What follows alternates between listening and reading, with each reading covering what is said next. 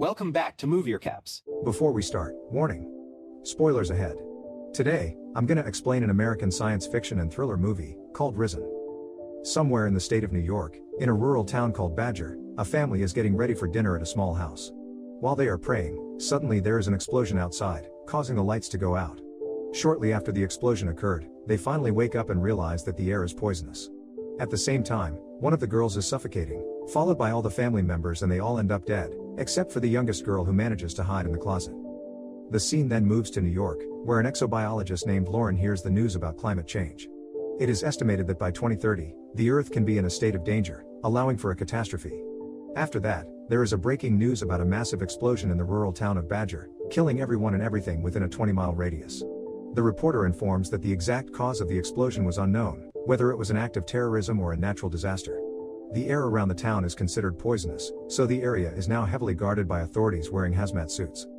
Upon hearing the news, Lauren submerges in a bathtub while being haunted by her childhood memories, where there was a man in the car who seems to be her father.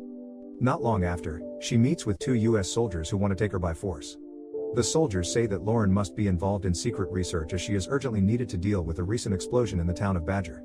Therefore, she is taken to the research site near the explosion, where she meets Colonel Emmerich. The colonel introduces her to an astrobiologist named David who will accompany her on her research. Afterwards, Colonel Emmerich explains that the explosion caused by a meteorite, which dissolves into the soil and releases poisonous gases. Because of that, Lauren and David are tasked to investigate the explosion site and provide whatever information they can get their hands on.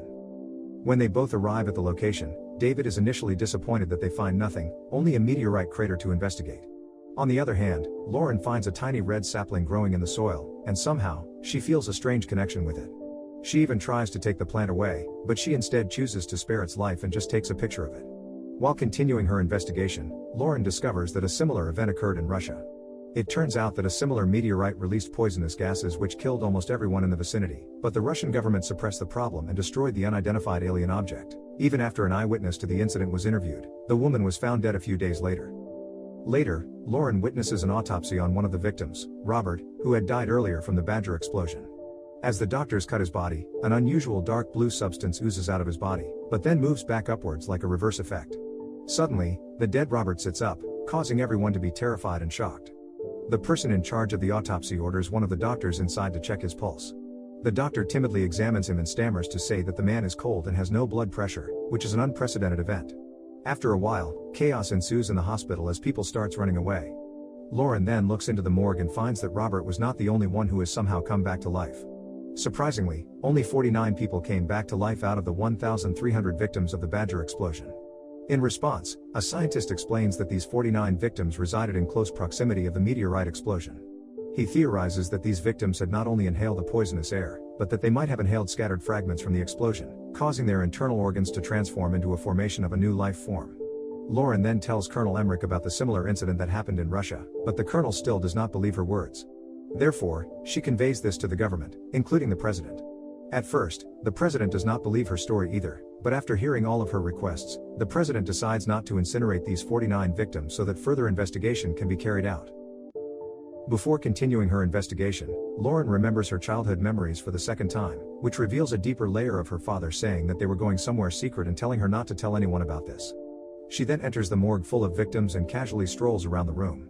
While trying to communicate with a child victim, Lauren receives a phone call from David, but she declines the call.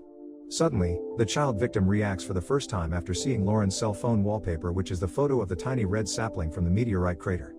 She then calls the colonel and David to tell them what just happened. Lauren also asks the colonel for permission to take one of the victims to the explosion site, but he refuses as they still do not know what these victims has turned into. David suddenly says that when Muslims pray, they are commanded to face a specific direction, namely Mecca, the holiest city to them. For some reason, these 49 victims are all facing north, exactly where the meteorite impact took place in Badger. A few moments later, another soldier interrupts their conversation, telling them that the incident has gone viral. The breaking news reports of an alien object growing from the meteorite crater, revealing Lauren's secret of the tiny red plant and that the victims are facing it. Because of this, the colonel finally orders the military to take the undead Robert to the explosion site to find answers about it. Arriving there, Lauren and David are very surprised to see tiny plant has now grown gigantic in just 2 days. The tree completely intoxicates the soil as well as the air around it, creating its own atmosphere. Once Robert is brought into the tree's atmosphere, he comes back to life but as another species. He starts to communicate with Lauren and reveals that he cannot stay where he was before, as the current atmosphere is the source of life for him, suggesting that the aliens seeded the tree to create an environment suitable for their species. While Lauren is seen at a press conference reporting on the tree, the scene moves to a mysterious man who watches her on the TV. Back at Lauren's apartment, where her father unexpectedly visits her. However, Lauren seems terrified to see him again and feels uncomfortable around him, even though her father does not seem like an abusive man. Soon, Colonel Emmerich calls her back, as Robert specifically only wants to talk with her. He also provides a list of questions to ask Robert. After that, Lauren asks Robert what the aliens want from them. The alien who possessed Robert narrates that their home was no longer habitable, thus they searched for a new home. The aliens choose to live here because their saplings cannot grow anywhere else except the Earth. Furthermore, they were given coordinates and information about the planet by one of humankind named Supernova 94. Meanwhile, Robert gets angry when two scientists are examining the tree and drilling a device into it. He asks Lauren to stop their action, but she says that the military will not allow the tree to grow as it can damage the Earth's atmosphere. As a result, the alien uses his abilities to hypnotize one of the scientists into stopping his action. The soldiers immediately point their gun at him, but chaos ensues as he hypnotizes the soldiers into starting to kill each other. On the other side, the Air Force launches missiles at Robert, but something blocks the missiles, causing them to explode midway. It is revealed that the tree has created some kind of shield around it, protecting anyone inside its atmosphere. Elsewhere, the mysterious man hears the news from reporters mentioning Supernova 94. He reacts to the name for some reason and opens a book which has Supernova 94 written on it. A few days after the military is unable to destroy the extraterrestrial plant, chaos ensues around the world. Lauren watches the news of crops dying, earthquakes, and monstrous sounds appearing around them. People from all over the world are praying together for their lives as humanity is on the verge of extinction. It is also shown that the military has chosen to incinerate the victims because they do not want to take any more risks. In an attempt to reconnect with her father, Lauren visits her childhood home where she begins to have an emotional attachment with her past life. Unfortunately, she leaves the house and decides not to see her father, instead choosing to go back to the explosion site. In a narration, Lauren describes the pain she feels of abandonment, like she does not belong anywhere. Instead, she feels a sense of relief when the world comes to an end. When she arrives, she meets Robert, who is standing next to the gigantic tree. The alien tells her that their life growing beneath the earth, and it all happened thanks to Lauren. It turns out that the sapling on Earth was their last chance to survive, and Lauren decided to spare its life. After that, the alien shows her past about her father, who used to work as a senator, on his way to visit a secret place, namely Area 51, where a UFO crashed there. Before going in, her father asked young Lauren to wait outside.